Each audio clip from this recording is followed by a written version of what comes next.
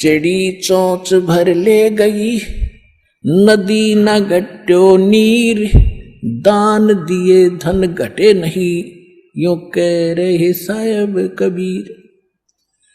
परमात्मा अपना साइन कर रहे हैं इस वाणी को बोल करके, कह रहे साहब कबीर कि दान करने से धन नहीं घटेगा, ये नियम है परमेश्वर का। और दान सुपात्र को करे। गुरु बिन माला फेरते, गुरु बिन देते दान, गुरु बिन दोनों निष्फल हैं, चाहे पूछो वेद पुराण। देते को हर देत है, जहां तहां से आण, अण देवा मांगत फिरो, फिर साहिब सुने ना कान। अब परमात्मा ने एक भूमिका करके दिखाई हमारे को कि साईं इतना दीजियो जिसमें कुटुंब समावे। एक धानक, एक जुलाहा, सुबह से लेकर शाम तक एक बारीक बारीक तार इकट्ठे करके धागे और कपड़ा बुनता है। एक दिन में मुश्किल से भी 5 फुट 10 फुट बना पाता है, 5 फुट 4 फुट, और बहुत लंबा सैकड़ों फुट का तार वो थान बनाना पड़ता है। ताना बनाते थे, वो हफ्ते में पूरा होता। उसकी जो मेन ताना मालिक को मिलता, उसमें से अपने परिवार के लिए जो आवश्यक सामग्री थी, खाद्य पदार्थ लाते और शेष बच जाते, उसको सत्संग और भंडारा में लगाया करते थे। इस प्रकार परमात्मा हमें उदाहरण देते हैं कि इस लोक में आप भगवान की भक्ति अवश्य करो, पूर्ण संत से प्राप्त करके, फिर परमात्मा एक्शन में आवेगा। और वैसे आप ये फार्मूले अपनाओगे तो सफल नहीं हो पाओगे, क्योंकि फिर आपके साथ काल रहेगा, ये मन है, और केवल वर्क डन मिलेगा आपको। यहां वर्क से भी अलग मिलेगा आपको, किस्मत से भी नारा देगा परमात्मा, क्योंकि हम परमात्मा से कुछ और मांग ही नहीं रहे, इतना ही मांगते कि हमारी भक्ति बनी रहे और हमें कोई आवश्यक वस्तु का अभाव ना हो, बस इतना सा। अब जैसे ये सोचते हैं अपने बच्चों के लिए ये बना दूं वो बना दूं। एक लाला जी था, सेठ धनी, उसने अपने मुनीमों से एक दिन अपनी टोटल संपत्ति का, सारी संपत्ति का टोटल करवाया कि कितनी संपत्ति होगी। उन्होंने बताया जी इतनी होगी, मेरी कितनी पीढ़ी इससे निर्वाह कर सकती है। उन्होंने बताया कि जी आपकी 5 पीढ़ी तो बैठा खा सकती है, इतनी संपत्ति आपके पास, धन है। अरे भले आदमियों, फिर छठी क्या खाएगी? वो छठी क्या खाएगी? और कुछ विधि बताओ। तो उन्होंने कहा जी साधु संत बताते हैं, उनके सत्संग सुनने चाहिए। तो सत्संग में बताया गया कि भाई दान करे, जो धन चाहे तो दान करे, और दान से धन घना मिलता है। और दान में जैसे साधु संत भक्तों को जो दान कराया जा, वो ज्यादा लाभ देता है। जैसे यहाँ तो सारे साधु संत आते हैं, भगत, असली भगत तो यहाँ आते। फिर भी जो भी जैसा मालिक के नाम पर कहीं के जंगलों में झोपड़ियों में बैठे थे साधु भक्त, तो पिछले संस्कारी होते, पिछले पुण्य उनको प्रेरित करते हैं, तो वो कहीं ना कहीं बैठ कर राम राम करते ही रहते हैं। लेकिन भविष्य का चार्जर उनके पास है नहीं, पिछले पुण्यों उनके पास हैं, जिस कारण से प्रेरित होकर के इतना बड़ा फैसला लिया, जंगल में बैठे या कहीं भी कोई साधना कर रहे हैं। तो उनके पिछले पुण्य ही वहां फल रहे होते हैं। एक आधे को आशीर्वाद दे दे, उन्हें लाभ हो जाए, उसको रोटी मिल जाए, ऐसा चल रहा था इनका काम। तो एक साधु था और पति पत्नी थे, दोनों वहां रहते थे। उनको मालूम था यहाँ भगत हैं। तो उस लाला जी ने क्या किया, सेठ ने सभी मुंशियों को कहा कि नौकरों को साथ लो और आसपास जितने भी साधु संत हैं सबको आटा दे आओ, किसी को जो मांगे खांड दावल चाल सब ले जाओ और दे के आओ।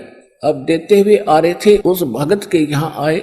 उन्होंने कहा कि ले भगत जी, हमारे लाला जी ने आपके लिए एक सीधा भेजा है, यानी आटा चावल खांड नमक आदि दाल आप ले लो। उसने अपनी पत्नी से कहा कि देखना कितना सामान अपने पास है। उसने कहा जी शाम का है। दिन में गई थी, शाम का हमारे पास है। शाम का है कहा जी। उन्होंने कह दिया भी हम नहीं लेते, हमारे पास शाम का सामान है। तो वो कहने लगे रे भगत फिर कल भी खा लियो। बोला कल की कल देखी जाएगी, अब नहीं ले हम। बोले कमाल की बात है। उन्होंने नहीं लिया तो वापस लेकर आ गए। वो सेठ ने पूछा तुम दे के क्यों नहीं आए? वो एक और वहां भी था, उसने गिन रखे थे, सारे गिनवा रखे थे। उन्होंने कहा जी उन्होंने ये नहीं लिया। क्यों नहीं लिया? उसने ये कहा कि शाम का तो है, सुबह का भगवान और देगा, आप देगा, हम टेंशन नहीं लिया करते। अब उस लाला जी का सिकरो घूमया फिर दिमाग का।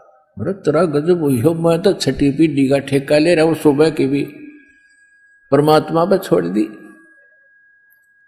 वहां से चलकर वहां आया, उसने पूछा कि भाई आप ऐसा निर्णय क्यों ले रहे हो, भूखे मरोगे? भूखे, वो कहने लगे भूखे मरा करें वो जो भगवान पर विश्वास नहीं करते।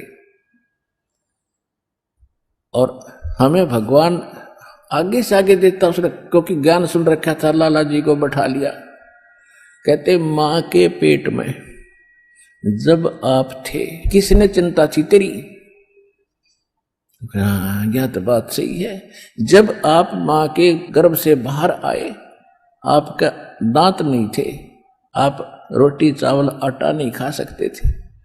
और उससे पहले आपकी मां के स्तन में दूध भी नहीं था, हक नहीं था। बाहर आते ही बालक कितना चिंतित है, आपको अमृत दूध पिलाया। अरे तू ठेकेदार हो रहा छठी पीढ़ी का, तेरी बुद्धि भ्रष्ट होगी लाला जी। और गधे की योनि में जागा तू। तेने बोला जी के करूं मैं तो मेरे गया के करूं, कोड इकट्ठा कर लिया तने, पाप का भागी तू होकर खाएंगी तेरी पीढ़ी। वो अपनी किस्मत साथ लेकर आएंगी, तेरे भरोसे नहीं है। अब क्या करूं मैं तो मेरे गया। जो बोला इसने बांट दे, धर्म कर दे, तेरी जान बचेगी। तब उस लाला जी ने वो भंडारा शुरू किया, धन भी नहीं बचेगा तेरा। तो कहने का भाव यह है पुण्यात्मा, हम तो बहुत लंबा चौड़ा हिसाब लाए बैठे हैं, एक पल का भरोसा नहीं। देखो अंत में आपने इस स्थिति में आना पड़ेगा, और जिस स्पीड पर आप चले इसका कोई अंत नहीं।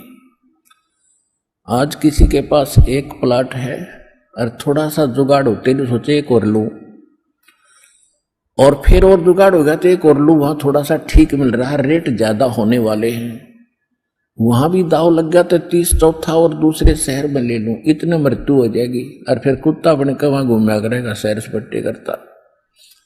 यह बात आपने याद रखनी पड़ेगी, 101% सत्य है। अब जो आपको दास ने परमात्मा की वाणी सुनाई थी कि सुरपति दुखिया भूपति दुखिया, अरे रंग दुखी बपरीति हो। अब सुरपति देवताओं का राजा इंद्र बहुत दुखी, इसका इतिहास पढ़ के देखियो इंद्र का पुराणों में। कहते हैं एक बार एक ऋषि ने इसको श्राप दे दिया इंद्र को, उसका स्वर्ग उजड़ गया और इंद्र मांगता फिर जंगल में धक्के खा रहा। और फिर कभी देखते हो राक्षसों ने चढ़ाई कर दी, देवताओं का राक्षसों का लठबाज रहा है झगड़ा हो रहा है।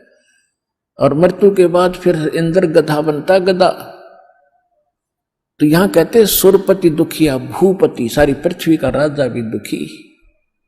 और रंग दुखी बप्रीति हो, निर्धन तो स्वाभाविक दुखी, उस पर सारी आपदाएं आती ही हैं जब तक वो भगवान की शरण में नहीं आता। जब वो परमात्मा की पावर से जुड़ जाता फिर रंग हो और चाहे राजा हो, परमात्मा तो उनको सब अपने हिसाब से डील करेगा। फिर परमात्मा कहते हैं कहे कबीर और सब दुखिया, एक संत सुखी मन जीती हो। अब आपने मन जीतना पड़ेगा, जीती आपने मन जीती बनना पड़ेगा। कैसे? जैसे एक रंका और बंका नाम के दो पति पत्नी भगत थे और परमात्मा आए हुए थे। परमात्मा क्या करते हैं, आपको वेदों से भी प्रमाणित किया है कि जब चाहे कहीं पर भी एक साधु संत रूप बनाकर वो कुछ समय उस क्षेत्र में रहा करके क्योंकि वहां उनकी कुछ पुण्य आत्मा होती थी, उनको फिर से चार्ज करते थे, ज्ञान सुनाते थे, माया से हटाते थे और भक्ति में जोड़ के उनके पुण्य कर्म बना के वह अंतर्ध्यान हो जाते थे। और उसी समय नामदेव जी महाराष्ट्र के अंदर नामदेव जी छिप्पी जाति में ये भी प्रकट थे। ये पहले ओम नाम का जाप करते थे। ये पिछले जन्म के पुण्यकर्मी प्राणी ही होते हैं जिनमें बचपन से ही परमात्मा की तड़प होती है। तो ओम नाम का जाप करते थे ओनली, और उस समय भी उन्होंने काफी चमत्कार दिखा दिए थे। लेकिन फिर परमात्मा आए और उस प्यारी आत्मा को समझा कि इस ओम से ऊपर एक और मंत्र है। अकेले ओम का मंत्र तो इस ब्रह्म का है, और इस जेल से छूटने के लिए 3 मंत्र का जाप है। ओम तत्सत, और तत् और सत ये सांकेतिक है। अब नामदेव जी को काफी मालिक ने समझाया, तब उनकी समझ में आई। फिर उनको सतनाम दिया, यानी दूसरा मंत्र भी साथ दिया। फिर वो उसका जाप करने लगे। अब गरीबदास साहिब जी ने बताया कि नम छिपा ओम तारी, पहले केवल ओम में लौ लगा रखी थी, ओम में लगन थी और कोई जाप नहीं करता था। और पीछे सोहम भेद विचारी, बाद में उन्हें सोहम का ज्ञान हुआ। और सार शब्द इन दोनों से ऊपर है, सोहम ऊपर और है, सत्सुकृत एक नाम गरीबदास जी ने अपनी वाणी में लिखा है। कहते नामा छिपा ओम तारी, पीछे सोहम भेद विचारी, और सार शब्द पाया जद लोई, आवागमन बहुर डावी। तब नामदेव जी का कल्याण हुआ। जब परमात्मा आए भी थे उनको सार नाम दिया नहीं था, मालिक समझाया करते थे, सतनाम प्राप्त था। लेकिन पिछले संस्कार इतने प्रबल थे। एक दिन नामदेव जी जा रहे थे कहीं से, और साथ में रास्ते में एक मंदिर था। मंदिर में ब्राह्मण लोग अपनी आरती उतार रहे थे, और आरती उतार रहे थे, बड़ी लय से गा रहे थे। नामदेव जी के भी वो परमात्मा की आरती का धुन लगी। वो तो घंटियां बजा रहे थे, कोई ऐसे झालर पीट रहा था, लगा रहा था, और उसने अपनी दोनों जूती निकाल ली। जूती होती थी, दोनों निकाल ली, उनको ऐसे बजाते हुए, और वो आरती गाते हुए ब्राह्मणों के बीच में घुस गए भगवान के दर्शनार्थ मंदिर में। अब पंडितों ने देखा कि ये छोटी जाति का हाथों में जूते लेकर आ गया हमारे बीच में, इसने तो भ्रष्ट कर दिया भगवान के मंदिर को। और वो धुन में लगे हुए थे, उनको धक्का में जावा नहीं, वो अपने मंडरे उसको पकड़ कर जबरदस्ती घसीट के और मंदिर के पीछे पटक दिया। वो वहां पड़े पड़े भी ऐसे आरती गा रहे और जूतियों से पीट रहे। परमात्मा ने वो मंदिर का मुख नामदेव की तरफ कर दिया। पंडित जी पिछली साइड में पिटे झालर पीछे न खड़े।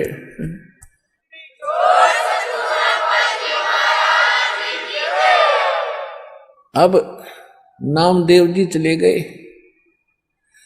रंका और बंका, और एक उनकी लड़की थी वंका। नामदेव जी रंका और वंका के घर अधिक जाते थे, क्योंकि वो भी परमात्मा के शिष्य थे। जब परमेश्वर साधु रूप में वहां आ रहे थे, गुरु रूप में रहा करते थे। अस्थायी सटे उनका कुछ समय का था वहां पर। तो जो ही वो उस रंका बंका के घर गए नामदेव जी, और वो लड़की उन भक्तों की, रंका और बंका की, एक पट्टी तैयार करे थी, जैसे अपने देसी औषधि बना के हल्दी कूट के तेल में पका के। नामदेव ने पूछा, बहन क्या कर रहे हो ये? वो कहने लगी, भाई तेरे खोदे हुए खड्डे आट रही हूं। हक मैंने क्या कर दिया कि भाई तू कतई नहीं मानता, भगवान गुरुदेव जी कितना संकेत करते हैं, भाई तुम अपनी यह अंगा मत दिखाया करो, अपनी शक्ति का प्रदर्शन ना करा करो, थारा भट्ठा बैठ जाएगा। पर भाई तुम बाज नहीं आता। और भक्तों की इज्जत रखने के लिए भगवान को दुख उठाना पड़ता है। तेरे को क्या जरूरत थी वहां उस मंदिर में घुसने की। और जब तेरे को बाहर पटक दिया ना भगवान की इज्जत का, तेरी इज्जत नहीं भगवान की इज्जत थी वहां पर। भगवान का नाम लेनिया नहीं रहे वो कोई, सबको पता था कि उसका भगत है, उस गुरु का। परमात्मा नाम बदल कर वहां रह रहे थे। और क्या बनती बेरा तुझे, तेरे को जरा सी लगती है तू आंख नहीं खोलता। और परमात्मा ने तेरा मंदिर फेरा ना, उनके हाथों के चोट लागी, हाथ लाल हो गए, उनके जख्म हो गए भाई। गुरु बता रहे थे मेरे तीन बेटी, वो मानता कोई ना, बहुत बार समझा लिया। आज उसने ऐसे ऐसे कर दिया और मैं वहां गया था, उसका मंदिर फेर के आया हूं भक्ति की इज्जत रखने के लिए। और गुरु जी का हथम जख्म हो रहे हैं, चाल दिखाऊंगी। अब वो लेकर गए, पट्टी बांधी, नाम देव पढ़कर तरुणा में रोने लग गया, महाराज मेरे से गलती होगी। बेटा भक्ति भाव में गुरु जी के आदेशानुसार चलना चाहिए आपने जी, आगे से ऐसी कोई गलती नहीं करूंगा, मेरे से माफ करो।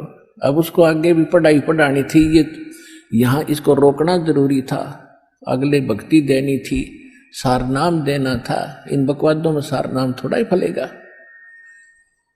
चुप हो गया, अगली नहीं गलती करूंगा आगे।